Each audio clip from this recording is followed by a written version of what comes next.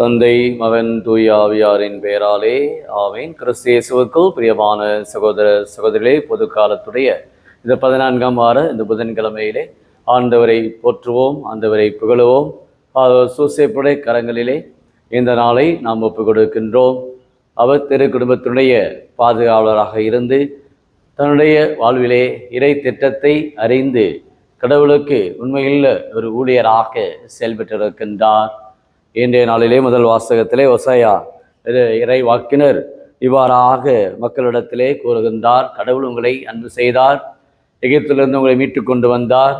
மாறாக இப்பொழுது உங்களுடைய வாழ்க்கை ஆண்டவருடைய பாதையிலிருந்தும் அவருடைய கட்டளையிலிருந்தும் மாறாக நீங்கள் உங்களுடைய மனமான போக்கிலே செல்லுகிறீர்களே என்று அவர்களுக்கு எச்சரிக்கை விடுக்கின்றார். இருமனம் கொண்ட மக்களாகி அவர்கள் தங்கள் குற்றத்திற்காக தண்டனை பெறுவார்கள். ஆண்டவருடைய பலிபீடங்களை தகர்த்திடுவார், அவருடைய சிலை தூண்களை நொறுக்கி விடுவார். அப்போது அவர்கள், நமக்கு அரசன் இல்லை, ஆண்டவருக்கு நாம் அஞ்சி நடக்கவில்லை, அரசன் இருந்தாலும் நமக்கு என்ன செய்வான் என்பார்கள். பாலும் தேனும் பொழியக்கூடிய அந்த கானான் தேசத்திலே அந்த இஸ்ராயேல் மக்களை இவ்வளவு செழிப்புறச் செய்த அந்த இறைவனிடத்திலே மீண்டும் மீண்டுமாக அவர்கள் தங்களுடைய பாவத்துக்கு உள்ளாக்கப்படுகின்றார்கள். தாங்கள் பெற்ற அந்த கொடைகளை, கடவுளுடைய அந்த பராமரிப்பை காலப்போக்கிலே அவர்கள் மறந்து விட்டார்கள்.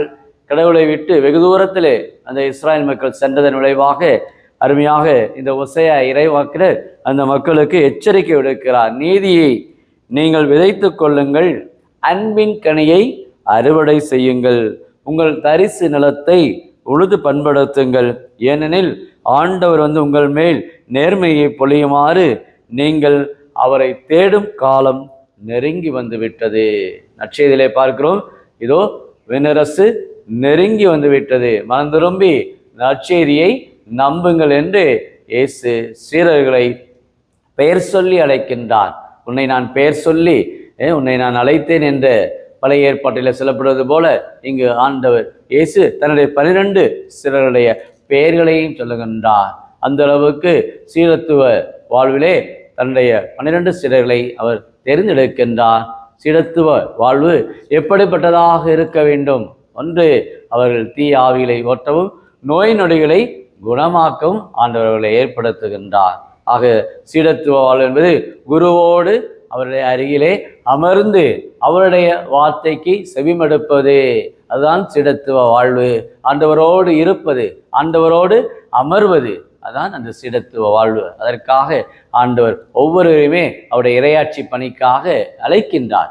அத்தகைய ஒரு அழைப்பு என்பது ஒரு பிழைப்பு அல்ல, மாறாக அழைப்பு என்பது கடவுளுடைய கொடை, ஒரு சிறப்பான அழைப்பு, கடவுளுடைய இந்த பணிக்கான ஒரு அழைப்பு. அதைத்தான் இன்றைய நாளிலே ஆண்டவர் இந்த புதன்கிழமையிலே நம் ஒவ்வொருவருமே அன்போடும் ஆண்டவர் இயேசுடைய சமூகமாக நாம் இணைந்து அவருடைய வார்த்தைகளை நாம் கடைபிடித்து வாழ, அவருடைய வார்த்தையை நாம் பிறருக்கு அறிவிக்க, உலகெங்கும் சென்று படைப்பிற்கெல்லாம் நற்செய்தியை அறிவிங்கள் என்று சொன்ன நம் ஆண்டவருடைய இந்த அன்பு வார்த்தைகளை நாம் வாழ்வாக்க இயேசு சீடர்களை தெரிந்தெடுக்கின்றார், சீடர்களை அர்ச்சிக்கின்றார். சீடத்துவ இந்த வாழ்விலே நீங்கள் நீதியை, அன்பை விதையுங்கள் என்று அழைப்பு கொடுக்கின்றார்.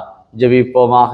அன்பின் பரலோக பிதாவே, அப்பா இயேசுவே, அருமையான இந்த நாளுக்காக நாங்கள் நன்றி கூறுகிறோம். இந்த புதன்கிழமை சூசியப்பட்ட கரங்களிலே நாங்கள் இந்த நாளை ஒப்புக் கொடுக்கின்றோம். குடும்ப பாதுகாவலர் சூசியப்பர் ஒவ்வொரு குடும்பத்திற்கும் வழிகாட்டியாக, ஒவ்வொரு குடும்பத்திற்கும் அரணம் கோட்டையமாக இருந்து வழிநடத்தும்படியாக ஜெபிக்கிறோம்.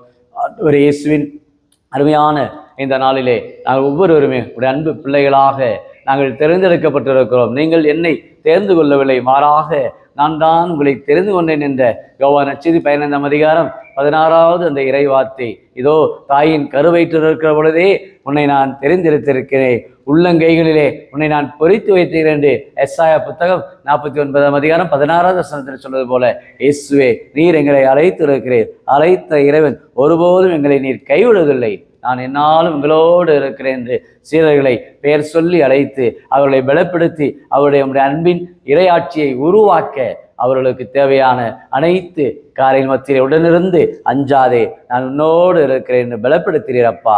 விண்ணரசு நெருங்கி வந்து விட்டது என்று உம்முடைய இந்த அறைகூவல் இன்றைக்கு அனைத்து மக்களுக்குமே உம்மை தேடி வர, உண்மையிலே நாங்கள் நிறைவை காண, உம்முடைய நாங்கள் மீட்பை காண எங்களுக்கு தேவையான அருட்கொடைகளை இந்த புதன்கிழமையிலே இன்றைக்கு குடும்பத்திலே அருள்வளத்திலும் பொருளத்தை வேண்டி ஜபிக்கிற அநேக குடும்பத்தார் எங்களுடைய பிள்ளைகளை ஒப்பு கொடுத்து வேண்டுகின்ற பிள்ளைகள் அனைவருக்கும் நீரே அருளும் கோட்டையமாக கண்மலையாக இருந்து ஒளியாக இருந்து ஆயனாக இருந்து ஒவ்வொருவரையும் வழிநடத்தி காத்தள்ள வேண்டுமாய் கிறிஸ்து வழியாக உம்மை மன்றாடுகிறோம்.